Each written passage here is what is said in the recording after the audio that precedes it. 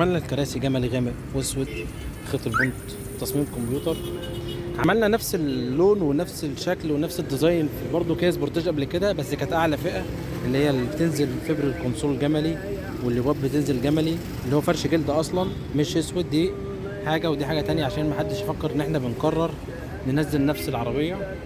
وعملنا الطار اسود خيط اسود، وعملنا الارضيه جلد. ركز بقى في تفاصيلك، دوراناتك، البونت، التجسيم. دي تاني فئة كراسي مفيش فيها ايرباج، اللمبة مش منورة. حتى لو الكراسي فيها ايرباج بفضل الله بنعمل حسابها.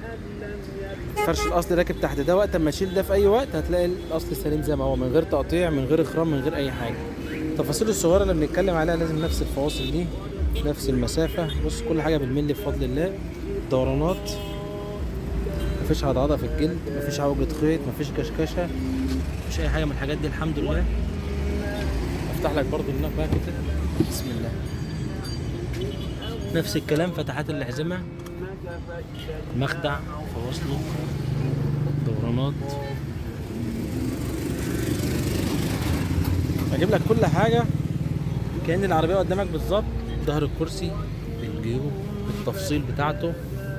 برضو افتح لك الناحية التانية.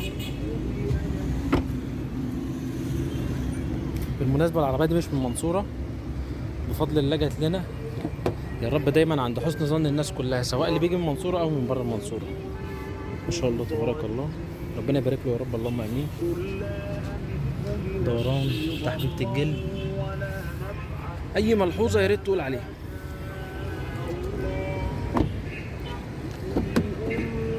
بسم الله. كيا سبورتاج 21، فرش جملي واسود، خيط بونت ذهبي، تصميم كمبيوتر. هحط لكم الوقت في اخر الفيديو. كراسي المخدع بنعمله مع الفرش، دواسة الارضيه. اسف لو طولت عليكم، اتمنى تتابعونا على طول، ما تزهقوش مننا. اشكركم شكرا جزيلا، السلام عليكم.